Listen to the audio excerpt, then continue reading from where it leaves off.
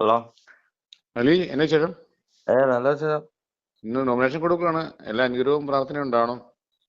പിള്ളേരെ രാവിലെ 11 മണിക്ക് നമ്മുടെ രാവിലെ കമ്മിറ്റി വിളിച്ചിട്ടുണ്ടെന്നു. രാവിലെ 9 മണിക്ക് 9:30.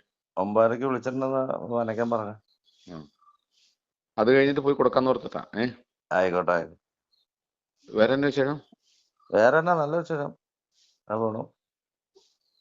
ഈ എന്താ ബുദ്ധിമുട്ട് എന്തോ പറഞ്ഞ പോലെ എനിക്ക് തോന്നി. ആരൊക്കെയോ ബുദ്ധിമുട്ടെന്ന് പറഞ്ഞാ വേറെ ഒന്നുമല്ല. ഞാൻ പറഞ്ഞില്ലേ, നമുക്കിപ്പോ വലിയ സാമ്പത്തിക പ്രതിസന്ധി ഉണ്ട്. അതിന്റെ ഇടയ്ക്ക് ഞാൻ ഈ പറഞ്ഞ മാതിരി നമ്മളിവിടെ ഈ തെരഞ്ഞെടുപ്പിൽ ഈ മാതിരി 4-5 വർഷമായിട്ട് ഞാൻ പറഞ്ഞല്ലോ, എനിക്ക് ലക്ഷക്കണക്കിന് രൂപ എന്റെ കയ്യിൽ നിന്ന് മുടക്കിയാണ് ഞാൻ ഈ കാര്യങ്ങളെല്ലാം, സമരങ്ങൾ നടത്തിയതും പ്രതിഷേധങ്ങൾ നടത്തിയതും എല്ലാം. ഫ്ലെക്സ് കടയിൽ ഉൾപ്പെടെ, പാർട്ടി ഓഫീസിന്റെ വാടക ഉൾപ്പെടെ, അങ്ങനെ ഒരുപാട് കാര്യങ്ങൾ നമ്മൾ അത് കഴിഞ്ഞിട്ട് ഭരണം വാങ്ങിച്ചു കൊടുത്തു, പദയാത്ര നടത്തി. അപ്പൊ അതേ വി ഡി സതീശന്റെ അവസ്ഥ അത് തന്നെ. അവസാനം ഭരണം കിട്ടിക്കഴിഞ്ഞ് കഴിഞ്ഞപ്പോ യു ഡി എഫിന്റെ മെമ്പർമാര് 16 പേരും അവരൊറ്റക്കെട്ടായി. നമുക്ക് യാതൊരു റോളും ഇല്ല. ഏത് പഞ്ചായത്തില് വർക്കിംഗ് ഗ്രൂപ്പ് കൂടി, മറ്റേ ബഡ്ജറ്റ് അവതരിപ്പിച്ചു. അവരവിടെ ഇഫ്താർ സംഗമം നടത്തി. ഇതൊന്നും നമ്മളെ അറിയിച്ചില്ല. പാർലമെന്ററി യോഗം കൂടണമെന്ന് കട്ടൻട്രി നിർദ്ദേശം കൊടുത്ത് 1-2 കമ്മിറ്റിയായിട്ട് കൂടി. അതിനുശേഷം സി കെ സത്യനെ സെക്രട്ടറി ആക്കി, എം അബ്ദുൽ കരീമിനെ കൺവീനർ അല്ല പാർലമെന്ററി ലീഡർ ആക്കിക്കൊണ്ട് വച്ചു.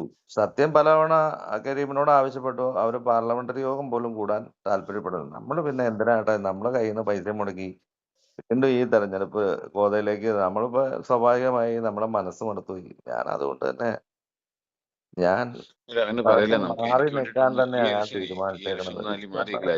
അലിയാണ് അവിടെ ജയിപ്പിച്ചതും എല്ലാ കാര്യങ്ങൾക്കും. അലി മാറിയിട്ടില്ല. ഇമാര് അതെല്ലാം കള്ളന്മാരെല്ലാം കൂടെ ഒന്നിച്ചായിരിക്കും.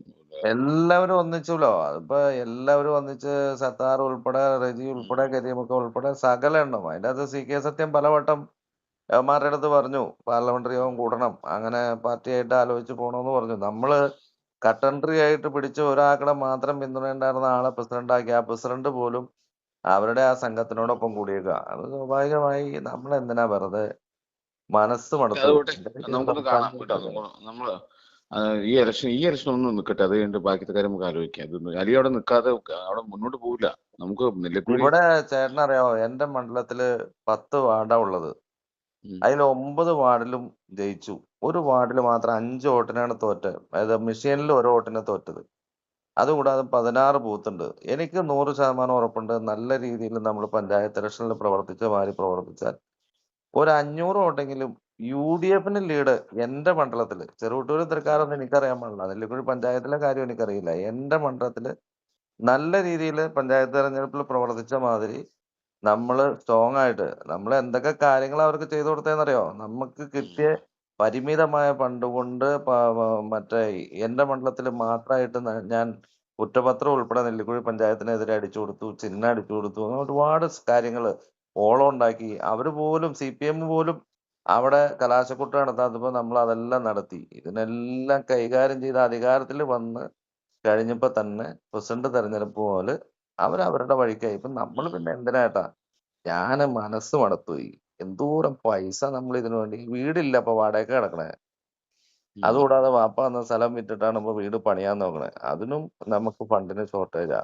നമ്മളിപ്പോ ഈ പറഞ്ഞ മാതിരി ഈ പണിയെടുക്കാന്നല്ലാതെ ഒരു പ്രയോജനമില്ല. അപ്പൊ കോൺഗ്രസ് കിടന്ന് കാണിക്കണ നമ്മളുടെ സംസ്ഥാനത്ത് സാധാരണ പാർട്ടിക്കാർക്ക്, എന്നെ പോലുള്ള ആളുകൾക്ക് ഇതിന്റെ അകത്ത് പിടിച്ചു നിൽക്കാൻ പറ്റില്ല കേട്ടാ. മാനസികമായിട്ട് നമ്മളല്ലേ ഈ സോഷ്യൽ മീഡിയ കൈകാര്യം ചെയ്യണതും അതുപോലെ ഈ ആളുകളായിട്ട് ബന്ധപ്പെടുന്നതല്ല. അല്ലെ, ഒരു കാര്യം ചെയ്യും. ഞാൻ കൂടെ ഉണ്ട്. ഈ ഇലക്ഷൻ ഒന്ന് കഴിയട്ടെ.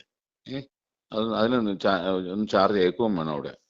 എന്നെ അവിടെ സത്യൻ നിന്ന് വിളിച്ചു, മറ്റേ ഷിബു, മറ്റേ ഇവൻ വിളിച്ചു, എന്നാ ജോഷി വിളിച്ചു, ബാബു എലിയാസ് വിളിച്ചു, എല്ലാരും അല്ല, അത് വിളിച്ചു. ഞാൻ ഫോൺ പോലും നമുക്ക് എടുത്തില്ല. ഇടയ്ക്ക് ഞാൻ ഇപ്പൊ ഇരിക്കുകയും ചേട്ടന്റെ അടുത്ത് ചെയ്യാം. ഫോൺ എടുത്താണെന്ന് വെച്ചാൽ ചേട്ടനിപ്പോ ഒരു നിർണായക സമയത്ത് നിൽക്കുമ്പോ ചേട്ടനെ നമ്മൾ ബുദ്ധിമുട്ടിക്കുന്നത് ശരിയല്ലെന്ന് വിചാരിച്ച് ഞാൻ ഫോൺ അറ്റൻഡ് ചെയ്ത് ഇത്രയെങ്കിലും പറഞ്ഞത്. വളരെ ബുദ്ധിമുട്ടുണ്ട് ചേട്ടാ, ഒരുപാട് ഭയങ്കര. അത് സത്യനറിയാം. അത് അത്തിനോട് തുറന്ന് പറഞ്ഞു ഞങ്ങളുടെ കാര്യമാണ്. സത്യനറിയാം, നമ്മള് ഒരു പട്ടിയുടെ വില പോലും തരാതെ മാറ്റി നിർത്തിയേക്കണത് പുള്ളിക്കറിയാം. അതിനകത്ത് ശക്തമായ ഇടപെടൽ നടത്തുന്നുണ്ട്. സത്യം ചെയ്യണ പണി പോലും ഇവന്മാര് ചെയ്യലില്ലോ. സ്റ്റാൻഡിംഗ് കമ്മിറ്റി പിടിച്ച് മേടിച്ചെടുത്തില്ലേ ഇവന്മാര്? ഓ അറിയാലോ ഞാൻ ചേട്ടന്റെ വീട്ടിൽ വന്നാലേ സ്റ്റാൻഡിംഗ് കമ്മിറ്റിയുടെ ഓ വിഷയം പറയാൻ. എന്നിട്ട് സത്യനോട് ചോദിച്ചു, സത്യന് എന്ത് റോളാ ഉള്ളത്? പാർലമെന്ററി സെക്രട്ടറിയാ. അവൻ വിളിച്ചാൽ പോലും അവന്മാര് യോഗത്തിന് വരില്ല. എന്ത് ചെയ്യും?